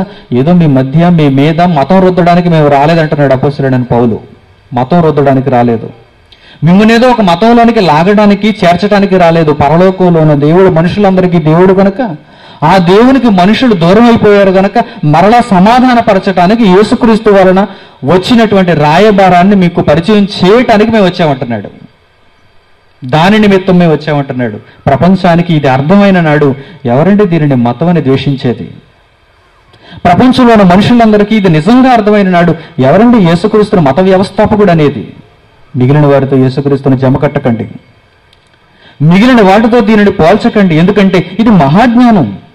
ఇది మనుషులందరికీ, ఎటువంటి ప్రశ్న కలిగిన మనిషికైనా సమాధానాన్ని నేర్పించగలిగినటువంటి ఒక మంచి జ్ఞానం ఇది. ఆ జ్ఞానాన్ని గురించి ప్రారంభ శతాబ్దంలో, అంటే ఇప్పటికి 2000 సంవత్సరాలకు పూర్వం ఏమంటున్నాడో తెలుసా? పౌలు ఏమంటున్నాడో చూడండి. కావున దేవుడు మా ద్వారా వేడుకొనినట్టు మేము క్రీస్తుకు రాయబారులమై దేవునితో సమాధాన పడుడని క్రీస్తు పక్షముగా మిమ్మును బతిమాలుకొనిచున్నాము. దేవునితో మీరు సమాధాన పడాలి. ఎలా సమాధాన పడాలి? యేసుక్రీస్తు ద్వారా మీరు సమాధాన పడాలి. పాకిస్తాన్ ఇండియాతో సమాధాన పడాలి. ఎలా సమాధాన పడాలి? మన రాయబార కార్యాలయం పాకిస్తాన్లో ఉంది, వారి ద్వారా సమాధాన పడాలి. అంతేగాని ఐఎస్ఐ ఏజెంట్ల ద్వారా కాదు. మన రాయబార కార్యాలయం ఎక్కడుంది? పాకిస్తాన్ దేశంలో ఉంది. పాకిస్తాన్ రాయబార కార్యాలయం ఎక్కడుంది? మన దేశంలో ఉంది. ఇరువురికి సంబంధించినటువంటి మంచి సంధి సూత్రాలు జరగాలి అంటే గనక ఈ రాయబార కార్యాలయాల ద్వారా జరగాలి. అందుకే వారిని నియమించుకున్నారు. దేవుడు కూడా మనుషులు సమాధాన పడాలి అంటే మధ్యలో ఎవరిని పెట్టాడు? యేసుక్రీస్తు అనే రాయబారిని పెట్టాడు. గనక క్రీస్తుకు రాయబారులుగా ఉండవలసిన ప్రతి ఒక్కరూ మనుషులను దేవునితో సమాధానపరచాలి. ఎవరి ద్వారా సమాధానపరచాలి? క్రీస్తు ద్వారా సమాధానపరచాలి. అలాంటప్పుడు మాత్రమే మనిషి మరలా దేవునితో సమాధాన పడగలడు. అలాంటప్పుడు మాత్రమే దేవుని కోపం చల్లారుతుంది. మరలా దేవుని ప్రేమను మనిషి చూడగలిగిన వాడవుతాడు. మరో చక్కని మాట చూపిస్తాను చూడండి. ఎఫెసీయులకు రాసిన పత్రిక, అదే అపోస్తలుడైన పౌలు ఎఫెసీయులకు రాసిన పత్రిక 6వ అధ్యాయం జాగ్రత్తగా చూడండి. ఎఫెసీయులకు రాసిన పత్రిక 6వ అధ్యాయము 19వ వచనం జాగ్రత్తగా చూడాలి. ఎఫెసీయులకు రాసిన పత్రిక 6వ అధ్యాయము 19వ వచనం. మరియు నేను దేని నిమిత్తము రాయబారినై సంకెళ్లలో ఉన్నాను, ఆ సువార్త మర్మమును ధైర్యముగా తెలియచేయుటకు నేను నోరు తెరచినప్పుడు దానిని గూర్చి నేను మాట్లాడవలసినట్టుగా ధైర్యముతో మాట్లాడుటకై వాక్శక్తి నాకు అనుగ్రహింపబడినట్లు నా నిమిత్తము పూర్ణమైన పట్టుదలతో విజ్ఞాపన చేయుచు మెలకువగా ఉండండి అంటున్నాడు. నన్ను గూర్చి తండ్రికి విజ్ఞాపన చేయండి. ఎందుకంటే నేను ఎలాంటి వాడను? క్రీస్తు నిమిత్తం ఒక రాయబారిని. అపొస్తలుడైన పౌలు క్రీస్తు రాయబారాన్ని తన భుజముల మీద వేసుకుని లోకంలోనికి వెళ్ళి సువార్తను ప్రకటించిన ఒక గొప్ప యోధుడు. ఎలా ఉండాలి బోధకుడు? ఎలా ఉండాలి క్రైస్తవుడు? ఈ భూమి మీద యేసుక్రీస్తును ధరించుకున్నవారు అని చెప్పబడాలి అంటే, పిలువబడాలి అంటే ఎలా ఉండాలో తెలుసా? మీరు అచ్చంగా క్రీస్తుకు రాయబారులుగానే ఉండాలి. తెర మీదకి వచ్చిన తర్వాత ఈ సబ్బు మంచిది కాదు అన్నాడు అనుకోండి, సబ్బు మంచిదని చెబుతాను అని డబ్బులు తీసుకున్నాడు. తీరా కెమెరా ముందుకు వచ్చి ఈ సబ్బు మంచిది కాదు, రాసుకుంటే దురదలు వచ్చాయని చెప్పాడు అనుకోండి, ఎవడైనా సబ్బు వాడతాడా? ఎవడు వాడు. తెర వెనుక ఈ డ్రింక్ తాగితే డబ్బులు మంచి జరుగుతుందని చెబుతాను అని డబ్బులు తీసుకున్నాడు. కానీ తెర మీదకి వచ్చిన తర్వాత ఈ డ్రింక్ తాగితే మీరు చచ్చిపోతారని చెప్పాడు అనుకోండి, ఎవరైనా తాగుతారా? ఎవరు తాగరు. ప్రియమైన వారలారా, యేసుక్రీస్తు యొక్క వాక్యమును అంగీకరించిన తర్వాత ఒక క్రైస్తవుడైన వాడు లోకంలో మీ చుట్టూ ఉన్నటువంటి సమాజానికి ఏమి తెలియచేయాలో తెలుసా? దేవునితో సమాధాన పడేటువంటి రాయబారాన్ని తెలియచేయాలి. మీ నోట వస్తున్నటువంటి పలుకుల ద్వారా ఒక మనిషి దేవునితో సమాధాన పడాలి. దేవునికి దూరం కాకూడదు. ఈరోజు ఎందరో ఈ విషయంలో పొరపాటు చేశారు, ఈ విషయంలో తప్పటడుగు వేశారు. ఆ రోజు అపొస్తలుడైన పౌలు క్రీస్తుకు రాయబారుగా ఎంత నమ్మకత్వాన్ని చూపిస్తున్నాడో చూడండి, ఎంత నమ్మకత్వాన్ని చూపిస్తున్నాడో. ఇలా నమ్మకత్వాన్ని చూపించినందుకు పౌలుకు చివరకు వచ్చిందంటో తెలుసా? ఆయన సంపాదించుకున్నదేంటో తెలుసా? సంఖ్యలు సంపాదించుకున్నాడండి, వేదన సంపాదించుకున్నాడండి, బాధ సంపాదించుకున్నాడండి. ఎందు నిమిత్తం? యేసుక్రీస్తుకు నిజంగా రాయబారిగా ఉన్నాడు గనుక, ఆయన మాటలను ఈయన కల్తీ చేయలేదు గనుక, చక్కగా నేర్పించాడు గనుక, మనుషులను సమాధానపరుస్తున్నాడు గనుక. ఎందరో కొందరు గిట్టని వారు ఉంటారు. వీరందరూ దేవునితో సమాధాన పడిపోతే మా వ్యాపారం ఎలా కొనసాగుతుంది అని ఓర్వలేని వారు కొంతమంది ఉంటారు కనుక వారి వలన అపొస్తలుడైన పౌలు సంకెళ్ల బారిన పడ్డాడు. కానీ అపొస్తలుడైన పౌలు నిజంగా ఈ విషయంలో సంతోషిస్తున్నాడు. ఎందుకొరకు ఈ భూమి మీదకు నేను వచ్చాను? ఎందుకొరకు యేసుక్రీస్తుని అంగీకరించాను? ఎందుకొరకు వాక్యమును నేను పరిశోధించాను? ఎందుకొరకు అంటే క్రీస్తు నిమిత్తం నేను ఒక మంచి రాయబారుగా ఉండు నిమిత్తము. క్రీస్తు నిమిత్తం నేను ఒక మంచి రాయబారుగా ఉండాలి. ఏమంటే యేసుక్రీస్తు మధ్యవర్తిగా వచ్చాడు, యేసుక్రీస్తు రాయబారాన్ని తీసుకుని వచ్చాడు. ఆ యేసుక్రీస్తు తీసుకువచ్చిన రాయబారాన్ని మేము కూడా లోకంలోనికి తీసుకుని వెళ్ళాలా అంటే నిజంగా మీరు తీసుకుని వెళితేనే పరలోకానికి వస్తారు. ఎందుకంటే భూమి మీద దేవుని వాక్యాన్ని అంగీకరించిన వారు ఎలా ఉండాలో తెలుసా? చూడండి ఒక మంచి మాట చూపిస్తాను. అదే ఎఫెసీయులకు రాసిన పత్రిక 4వ అధ్యాయము 15వ వచనం జాగ్రత్తగా చూడండి. అదే ఎఫెసీయులకు రాసిన పత్రిక 4వ అధ్యాయము 15వ వచనం జాగ్రత్తగా చూడండి. ప్రేమ కలిగి సత్యము చెప్పుచు క్రీస్తు వలె ఉండుటకు మనం అన్ని విషయములలో ఎదగాలి అంటున్నాడు. చూడండి, ప్రేమ కలిగి సత్యం చెప్పాలి, ప్రేమ కలిగి సత్యం చెప్పాలి. ఈ రాయబారాన్ని మీరు తప్పుగా వక్రీకరించకూడదు, దీన్ని గూఢచర్యంగా మార్చకూడదు. ప్రియమైన వారులారా, ఒక మంచిని చేయటానికి, మనుషులందరినీ దేవునితో సమాధానపరచటానికి ప్రేమ కలిగి సత్యము చెప్పుచు క్రీస్తు వలె ఉండుటకు అన్నాడు. చూడండి, క్రీస్తు ఎలా ఉన్నాడు? ఎంతకి మరియ గర్భాన భూమి మీదకి వచ్చిన క్రీస్తు ఎలాంటి వాడు? ఒక రాయబారి. క్రిస్మస్ అనగానే మీరు దీనిని జ్ఞాపకం చేసుకోవాలి. ఇక మీదట ఎల్లప్పుడూ మీ జ్ఞాపకాలలో ఇదే ఉండాలి. ఏంటది? యేసుక్రీస్తు భూమి మీదకి ఎందుకు వచ్చాడు? ఒక రాయబారిగా వచ్చాడు, ఒక రాయబారిగా వచ్చాడు. ప్రేమ కలిగి సత్యము చెప్పుచు మనమందరం ఎలా ఉండాలి? క్రీస్తు వలె ఉండాలి. అంటే మనము కూడా క్రీస్తు రాయబారాన్ని భూమి మీద కలిగి ఉండాలి. యేసుక్రీస్తు ఏ రాయబారాన్ని అయితే తీసుకుని వచ్చాడో అదే రాయబారాన్ని స్వచ్ఛమైనదిగా ఈరోజు మనం సమాజంలో ప్రకటించగలిగి ఉండాలి. మనుషులను దేవునితో సమాధానపరచగలిగి ఉండాలి, సమాధానపరచగలిగి ఉండాలి. అందుకే ఏమంటున్నాడో తెలుసా? ప్రేమ కలిగి సత్యము చెప్పొచ్చు క్రీస్తు వలె ఉండుటకు మనం అన్ని విషయములలో ఎదగాలి అంటున్నాడు. అన్ని విషయంలో మనం ఎదగాలి.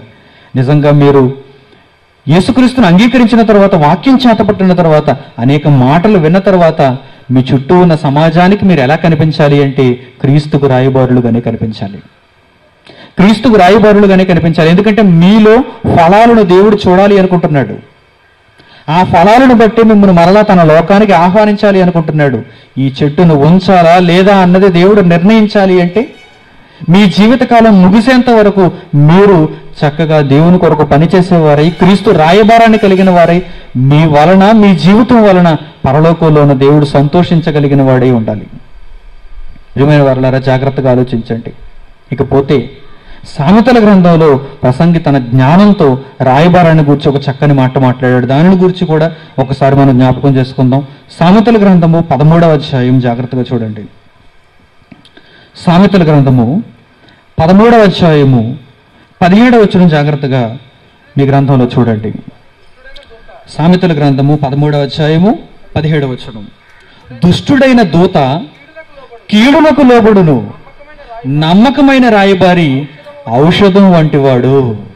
చూసారా ఎంత చక్కని మాట రాయించాడో? దుష్టుడైన దూత, నమ్మకమైన రాయబారి. ఇద్దరు దూతలే, ఇద్దరు రాయబారులే. ప్రపంచంలో క్రీస్తుకు రాయబారులు ఎంతమంది ఉన్నారయ్యా అంటే కోటాను కోట్లుగా ఉన్నారు. ప్రపంచ క్రైస్తవ జనాభా ఎంతమంది అంటే అంచనా ప్రకారం, లెక్కల ప్రకారం 250 కోట్లకు పైగా ఉన్నారు ప్రపంచ క్రైస్తవ జనాభా. అంటే రాయబారులకేమీ తక్కువ లేదు, నామకార్థ రాయబారులకేమీ తక్కువ లేదు. కానీ ఇందులో అసలైన రాయబారులు ఎవరు, లేకపోతే కీడును కోరే దూతలు ఎవరో జాగ్రత్తగా మనం ఇక్కడ వర్గీకరించాలి, విశ్లేషించాలి. నిజంగా సమాజానికి ఇప్పటి వరకు క్రీస్తు ఒక రాయబారి అని, దేవునితో సమాధానపరచటానికి ఆయన భూమి మీదకి ఏతించాడని ఎవరికి అర్థం కాలేదు అంటే ఉన్నటువంటి రాయబారులందరూ సరైనటువంటి వారు కారు అని అర్థం చేసుకోవాలి. చూడండి ఇక్కడ ఏమంటున్నాడు, చూడండి ఇక్కడ ఏమంటున్నాడు. రాయబారాన్ని గురించి ఆయన మాట్లాడుతూ దుష్టుడైన దూతున్నాడు అనుకోండి, వాడు కీడుకు లోబడిపోతున్నాడు. ఒక రాజు తన దగ్గర నుంచి పొరుగు దేశానికి ఒక దూతను పంపించాడు. యుద్ధం వద్దు, మన ఇద్దరి మధ్య సంధి జరగాలి, నేను మీ స్నేహాన్ని కోరుకుంటున్నాను, నేను చెప్పవయ్యా అని చెప్పి రాజు ఏం చేశాడు? ఒక దూతను పంపించాడు మరో రాజు దగ్గరికి. వీడు సరైన వాడు కాదనుకోండి, వీడు వెళ్ళి ఏం చేస్తాడు? అక్కడ ఒక అగ్గిపుల్ల వేస్తాడు. నన్ను ఎందుకు పంపించాడంటే మా రాజు యుద్ధం ఎప్పుడు డేట్ చెప్పమన్నాడు.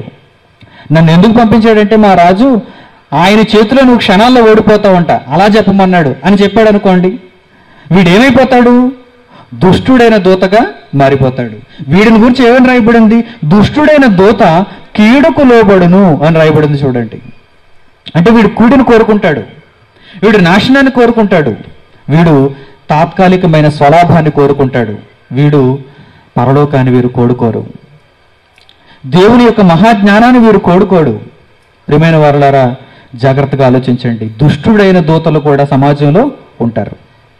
మరి నమ్మకమైన వారు ఎలా ఉంటారు? చూడండి, నమ్మకమైన రాయబారి ఔషధం వంటివాడు. నమ్మకమైన రాయిబారైతే వాడు ఎలాంటి వాడో తెలుసా? ఔషధం లాంటి వాడు. అంటే మనుషులకున్న గాయాలను మాన్పటానికి ఔషధం లాంటి వాడు. మందు వేయటానికి ఎప్పుడు ప్రయత్నం చేస్తాడు. ఆ మందు వేస్తున్నప్పుడు కొద్దిగా మంట పుడుతుంది. మందు వేస్తున్నప్పుడు ఏం జరుగుతుంది? కొద్దిగా సలసలం అంటుందండి. మందు పెట్టినప్పుడు మనకు అంత చల్లగా ఏమి ఉండదు. మీకు ఎప్పుడైనా రోడ్డు మీద పడిపోయారు అనుకోండి, వెంటనే ఆ గాయాలన్నింటినీ, ఆ మట్టి అంతటిని కడగాలి. ఎలా కడగాలి? ఒక వైద్యుడు ఫస్ట్ ఎయిడ్ చేయాలనుకుంటే కనుక హైడ్రోజన్ పెరాక్సైడ్ తీసుకొస్తాడు. H2O2 అంటారు దానిని. తెల్లని సీసాలో ఉంటుంది, అది మెడికల్ షాపులో అమ్ముతారు దానిని. ఒక కాటన్ తీసుకొస్తాడు, ఒక హైడ్రోజన్ పెరాక్సైడ్ తీసుకుని వస్తాడు, దానిని మీ గాయం మీద స్ప్రే చేస్తాడు, దానిని మీ గాయం మీద చల్లుతాడు, ఆ కొట్టుకుపోయినటువంటి చర్మం మీద చల్లుతాడు. అలా చల్లబడినప్పుడు, అది స్ప్రే చేయబడినప్పుడు కొద్దిగా మీకు మంట కలుగుతుంది. అయ్యో ఈ మంట నేను భరించలేను అనుకున్నారనుకోండి, ఆ తర్వాత మీకు గాయం మానిపోయేది ఎలా? ఆ తర్వాత ఈగలు ముసురుతాయి, ఆ తర్వాత దాని మీద కీటకాలన్నీ చేరుతాయి, బ్యాక్టీరియా అంతా చేరుతుంది, ఫంగస్ అంతా చేరుతుంది. కొంతకాలం మీరు దీన్ని ఇంకా అలాగే ఉంచారనుకోండి, కాలు తీసేయాలంటాడు తర్వాత డాక్టర్ వచ్చి. మీరు కాలికి గాయమైన తర్వాత దానికి మంచి మందు వేయలేకపోయారు కనుక, దానికి మంచి ఔషధం మీరు తీసుకోలేకపోయారు కనుక ఇప్పుడు ఏం చేయాలి? కాలు కుళ్ళిపోయింది, లోపలికి బ్యాక్టీరియా వెళ్ళిపోయి కాలు మొత్తం కుళ్ళిపోయింది. అందువల్ల ఇప్పుడు నేను దీన్ని కట్ చేయకపోతే ఈ కాలు వల్ల సర్వ శరీరానికి ప్రమాదం అంటాడు. అప్పుడు మీరు ఏం చేస్తారు? వెంటనే కట్ చేయమంటారు. అప్పుడు బాధ చాలా భయంకరమైంది. ముందు హైడ్రోజన్ పెరాక్సైడ్ స్ప్రే చేయించుకోవటం వలన కలిగే బాధ కంటే, ఆ నొప్పి కంటే, ఆ తర్వాత కాలు కట్ చేయడానికి చాలా బాధపడాలి మీరు. ఆ బాధ మీరు భరించలేరు కనుక మొత్తం ఇంజక్షన్ ఇచ్చి మరీ మీ కాలు నరికేస్తారు, కట్ చేసేస్తారు. ఇది చిన్న ఉదాహరణ. దేవుని వాక్యాన్ని స్వచ్ఛమైనదిగా మీకు చెప్పేటప్పుడు కొద్దిగా బాధ కలుగుతుంది, కొద్దిగా మంట పుడుతుంది. ఎందుకంటే దేవునితో సమాధాన పడటం అనేది కొద్దిగా ఆలోచించవలసిన విషయం. ఇప్పటి వరకు లోకానికి అలవాటు పడిపోయినటువంటి మనిషి మరలా దేవునితో సమాధాన పడటం అంటే కొద్దిగా ఆలోచిస్తాడు, కొద్దిగా కష్టం అవుతుంది. ఒక రాజుకు మరొక రాజుతో సమాధాన పడటం అంటే కొద్దిగా కష్టమే. ఒక దేశంతో మరో దేశం సమాధాన పడటం అంటే కొద్దిగా కష్టమే. కానీ తన ఆహాన్ని చంపుకోగలిగిన వాడైతే, మంచిని కోరుకున్నవాడైతే, మనుషులు సంహరింపబడకుండా ఉండాలి, నా సైనికులు చనిపోకూడదు, ఎదుటి రాజు సైనికులు చనిపోకూడదు, వారి కుటుంబాలు భర్త లేని కుటుంబాలుగా మారిపోకూడదు, ఆధారం లేని కుటుంబాలుగా మారిపోకూడదు అని ఆలోచించిన వాడైతే ఏం చేస్తాడు? చిన్ని భూభాగమే కదా, వదిలేద్దాం అనుకుంటాడు. చిన్ని ఆస్తే కదా, వదిలేద్దాం అనుకుంటాడు. నీకు నాకు గొడవ ఎందుకులే, యుద్ధం ఎందుకులే, మన ఇద్దరం సంధి చేసుకుందాం అనుకుంటాడు. చిన్ని కష్టం అది, కానీ తర్వాత దీర్ఘకాలికంగా ప్రయోజనం ఏర్పడుతుంది. ప్రియమైన వారులారా, దేవుని వాక్యం కూడా అలాంటిదే. ఒక మహాప్రవాహంలో వెళ్ళిపోతున్నటువంటి మనలను మరలా మంచి మార్గంలో పెట్టడానికి కొద్దిగా కష్టం ఎదురవుతుంది. కానీ ఆ కష్టాన్ని కనుక మీరు ఎదిరించగలిగిన వారైతే ఆ తర్వాత మహాలోకాన్ని మీరు స్వతంత్రించుకోవడానికి అవకాశం ఉంటుంది, మంచి ఫలాన్ని మీరు పొందడానికి అవకాశం ఉంటుంది. అందుకే ఏమంటున్నాడు? నమ్మకమైన రాయబారైతే అతడు మంచి ఔషధం వంటివాడు. అతడు మంచి ఔషధం వంటివాడు. అది తాత్కాలికంగా మీకు నొప్పిని కలిగించిన తరువాతి కాలంలో నిత్యత్వం మీకు మంచిని చేస్తుంది, మీకు లాభాన్ని చేకూర్చుతుంది. అలాగని మీరు తాత్కాలికంగా సుఖానికి అలవాటు పడిపోయారా? ఈ ప్రవాహంలోనే నేను ఉండిపోవాలి, నన్ను ఎవరు డిస్టర్బ్ చేయకండి, నేను దేవునితో సమాధాన పడను, నేను దెయ్యంతోనే ఉంటాను అనుకుంటారా? మీరు కీడుకు లోబడిన వారైపోతారు, దుష్టుడైన దూత చెప్పిన మాట విన్నవారైపోతారు. కనుక ప్రియమైన వారులారా, నమ్మకమైనటువంటి రాయబారి చెప్పిన మాటలను వెంటనే మనం వాటిని పట్టుకోవాలి. వాటి ప్రకారం జీవించటానికి వెంటనే మన మనస్సును సిద్ధం చేసుకోవాలి. దాని ప్రకారం నడవటానికి, ఆ మార్గంలో అడుగులు వేయటానికి ఎల్లప్పుడూ సిద్ధ మనసు కలిగిన వారముగా మనం ఉండాలి. అలాంటప్పుడు మనం మంచి ఔషధాన్ని స్వీకరించిన వారు అవుతాం. ప్రియులారా, దేవుడు తన గ్రంథంలో చాలా మాటలు రాయించాడు. తన రాయబారం ఎంత గొప్పదో తెలియజేశాడు. అలాగే దుష్టుడైన దూత కూడా ఎంత ప్రమాదకరమైన వాడో కూడా దేవుడు తెలియజేశాడు. దుష్టుడైన దూత చాలా ప్రమాదకరమైన వాడండి. వాడే కాదు, వాడి మాటలు విన్నటువంటి వారిని కూడా తనతో పాటు నాశనకరమైన మార్గానికి తీసుకుని వెళ్ళిపోతాడు. యాకోబు పత్రిక 3వ అధ్యాయం ప్రారంభంలో ఏం రాయిస్తున్నాడో చూడండి. దేవుడు అసలు ప్రపంచంలో దేవుడు అని పిలువబడేవాడు ఇలాంటి మాట వ్రాయించాడంటే అతడేనండి నిజమైన దేవుడు. మోమాటం లేకుండా రాయించాడు, పక్షపాతం లేకుండా రాయించాడు. ఆయన మాట చూడండి, నిజంగా అర్థం లాంటి ఆయన మనసు చూడండి. ఏమంటున్నాడు తెలుసా? ఆయన యాకోబు పత్రిక 3వ అధ్యాయం 1వ వచనం, నా సహోదరులారా, బోధకులమైన మనము మరి కఠినమైన తీర్పు పొందుదమని తెలుసుకుని మీలో అనేకులు బోధకులు కాకుండా అంటున్నాడు. చూడండి, మీరు ఒకవేళ దుష్టుడైనటువంటి దూతగా, కీడుకు లోబడేటువంటి దూతగా ఒకవేళ కనుక మీరు ఉంటే బోధకులు కాకుండాటే మంచిది అన్నాడు. ఎంత పరిజ్ఞానం, ఎంత పరిశోధన బోధక వృత్తిని చేపట్టే ముందు ఒక మనిషికి గనుక ఉంటే నిజంగా బోధకుడిగా వాడు మారడండి. ఒకవేళ మారితే నమ్మకమైన రాయబారిగానే ఉంటాడండి.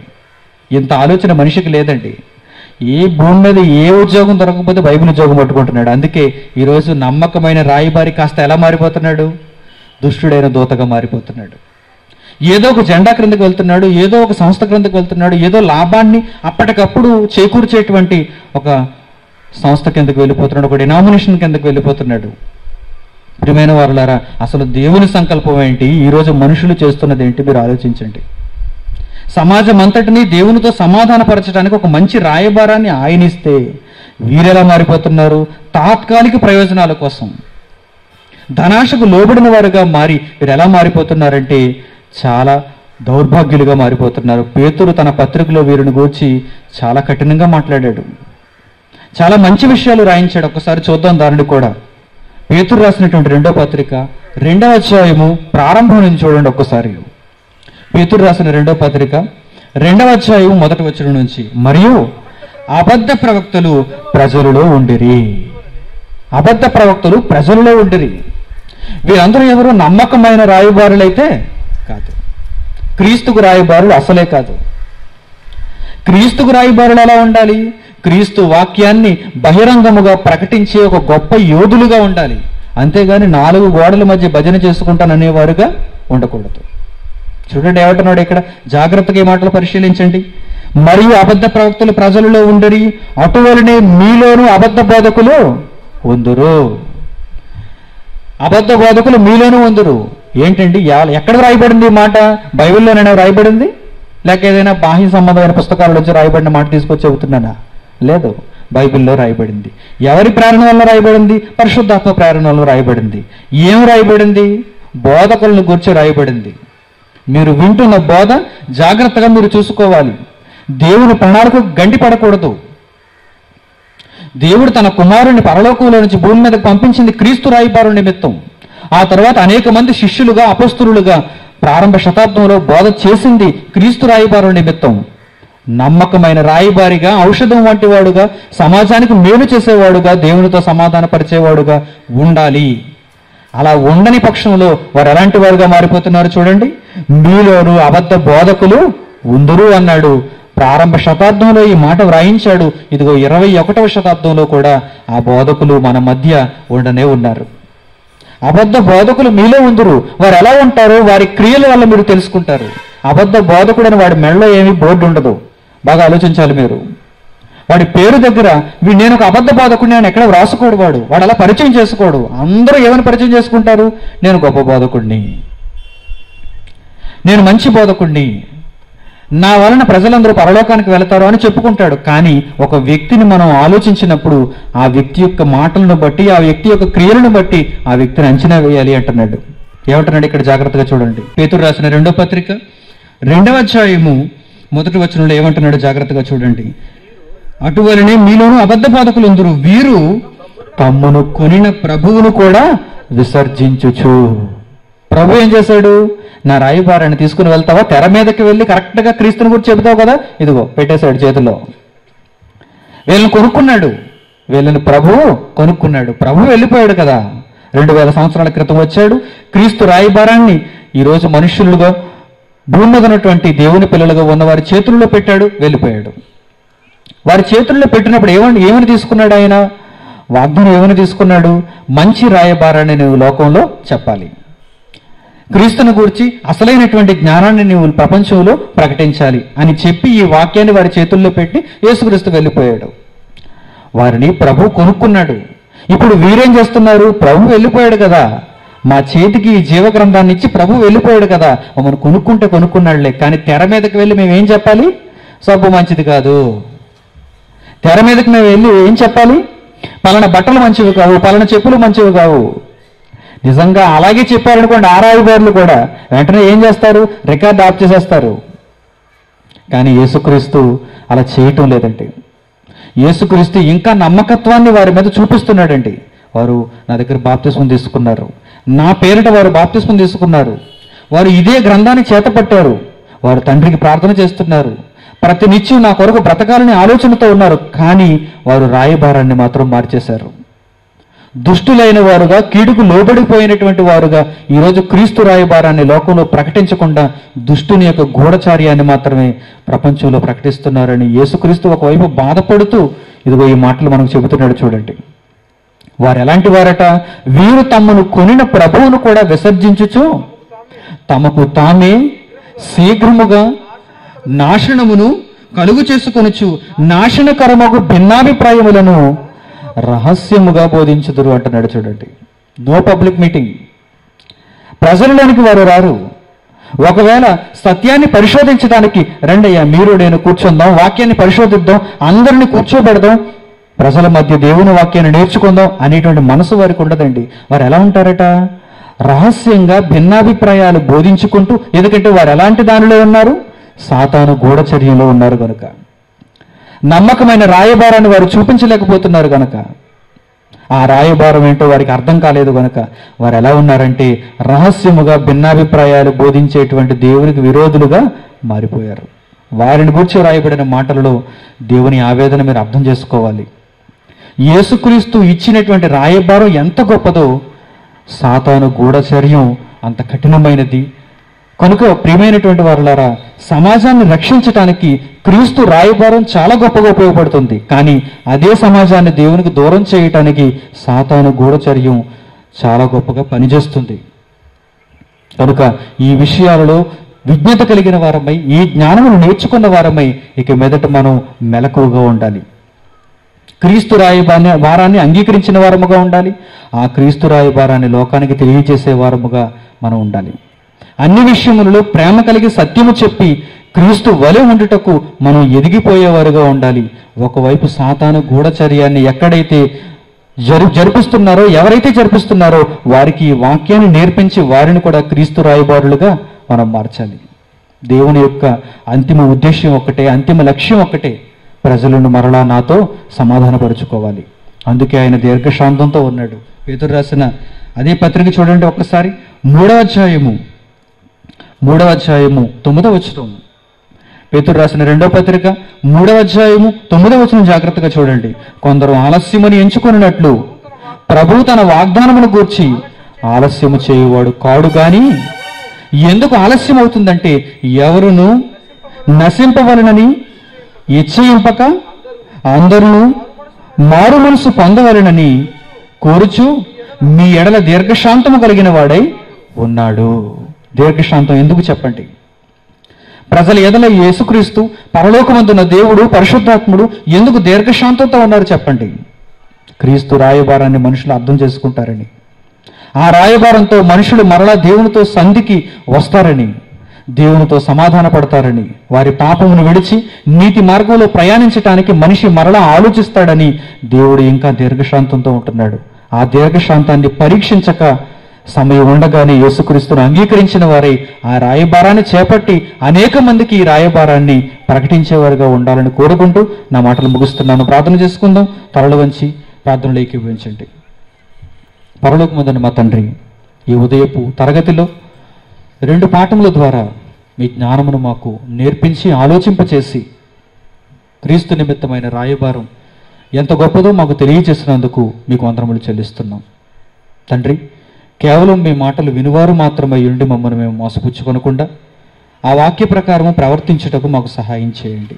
మీ అనాది సంకల్పాన్ని బట్టి మీతో మనుషులు సమాధాన పడటానికి మీరు అనుగ్రహించినటువంటి మీ కుమారుడైన క్రీస్తు మధ్యవర్తిగా వచ్చి మనుషులందరినీ జీవ మార్గంలోనికి ఆహ్వానిస్తుందని దానిని బట్టి మీకు వందనములు చెల్లిస్తున్నాం. తండ్రి, ఈ మార్గమును ప్రతి ఒక్కరూ చేపట్టులాగున, మీ జీవ వాక్యమును తండ్రి ప్రతి ఒక్కరూ అంగీకరించలాగున వారి మనస్సులు మార్చుకొని రూపాంతరం పొందగలుగుటకు వారికి సహాయం చేయండి. ఔషధం వంటి ఈ వాక్యమును స్వీకరించగలిగేటువంటి మంచి మనస్సు మీ పిల్లలకు అనుగ్రహించండి. మధ్యాహ్నం వేళ మరొక తరగతి ద్వారా మీ జ్ఞానపు లోతులను తెలుసుకునే భాగ్యం అనుగ్రహించమని వేడుకుంటూ యేసుక్రీస్తు వారి ద్వారా ఈ ప్రార్థనకు సమర్పిస్తున్నాం తండ్రి. ఆమేన్. అందరికీ వందనములు. సెలవు.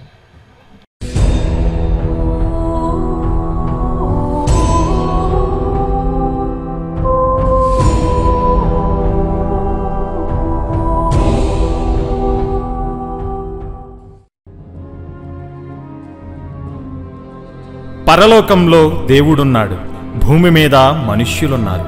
మొదటి కాలంలో ఆదాము హవ్వలు ఏదేను తోట నుండి వెళ్ళగొట్టబడ్డారు. చరిత్రలో ఇశ్రాయేలీలు కనాను దేశంలో అడుగు పెట్టలేకపోయారు. ఈరోజు క్రైస్తవులు పరలోకంలో ప్రవేశింపలేకపోతున్నారు. హక్కున చేర్చుకోవాలనుకున్న ప్రతిసారి మనిషి దేవునికి దూరమవుతున్నాడు, దుష్టునికి బలవుతున్నాడు. కానీ తరాలెన్ని మారినా దేవుని ప్రేమ మారలేదు, ఇటు మనిషి ప్రవర్తన మారలేదు. దీనికి ముగింపు పలకటానికి యేసుక్రీస్తు తిరిగి రాబోవుచున్నాడు. పతనమైన మనుష్యుల జీవితాలను దేవుని వాక్యంలో చూపిస్తూ, అగ్నిలో నుండి కొందరిని రక్షిస్తూ, అహర్నిశలు దేవుని పనిని జరిగిస్తూ, బైబిల్ను వక్రీకరించిన వారికి సింహస్వప్నమై దేవుని మనస్సును ప్రపంచానికి చాటుతున్న క్రీస్తు దేహమే క్రైస్ట్ చర్చ్ సామర్లకోట. నిజాన్ని నిర్భయంగా స్వీకరించండి, నిత్య జీవానికి వారసులవ్వండి. యేసుక్రీస్తునందు నమ్మకస్తుడు. మనిషి భయపడతాడు మరో మనిషికి, కానీ గడగడలాడించే ఏ మనిషినైనా చెమటలు పట్టించేది ఎవరైనా ఉన్నారు అంటే అది మరణం. మరణం, ద ఫియర్ ఆఫ్ డెత్, మరణ భయం ఉంది. ఈరోజు మనిషికి మరణ భయం ఉంది. ఈ మరణాన్ని జయించిన వాడే, మరణాన్ని తన పాదముల క్రింద ఉంచుకున్నవాడే the real hero, son of God, Jesus Christ. One and only అంటాం, అందుకే ఇన్ని one and only. Brother J Manikumar, son of God, Christ church, Samarlakota, Thoorpu Godavari జిల్లా, ఆంధ్రప్రదేశ్, ఇండియా. వివరములకు 8978414178.